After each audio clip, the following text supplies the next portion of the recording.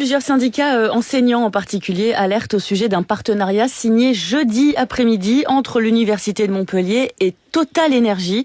Et pas n'importe quel partenariat, puisque la multinationale va être directement impliquée dans le master mention énergie. Directement impliquée, c'est-à-dire? Eh bien, des salariés et retraités de Total Énergie vont faire cours 62h30 gratuitement, c'est Total qui prend tout en charge, aux 80 étudiants du master à partir de septembre pour apporter, je cite le communiqué de presse de l'Université de Montpellier, des contenus académiques et des retours d'expérience sur les enjeux de la transition énergétique.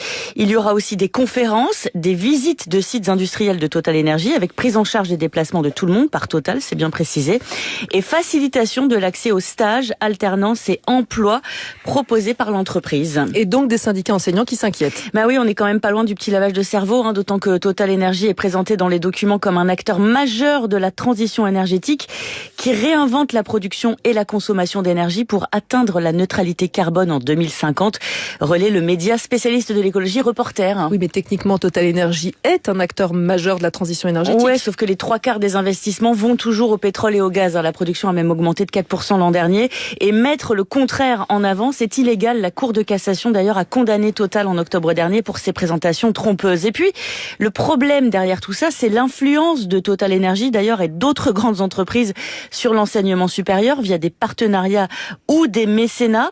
En ce qui concerne Total Énergie, 250 professeurs associés qui forment 10 000 étudiants dans plus de 600 établissements chaque année, moitié en France, moitié à l'étranger, toujours gratuitement.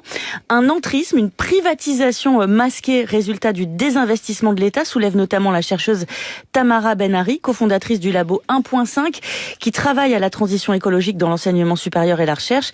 Mais la question, au-delà du côté moralisateur, même des grandes méchantes entreprises, si l'on dézoome, la question, elle est factuelle et la voilà. Je pense qu'on est quand même en droit de se demander collectivement si des entreprises qui ont contribué activement à la fabrique du doute et à la décrédibilisation de la science, à l'obstruction scientifique, sont légitimes pour porter des formations au sein des universités ou pour financer de la recherche. Mais là, c'est factuel puisque ça a été prouvé, Total en fait partie et beaucoup d'autres.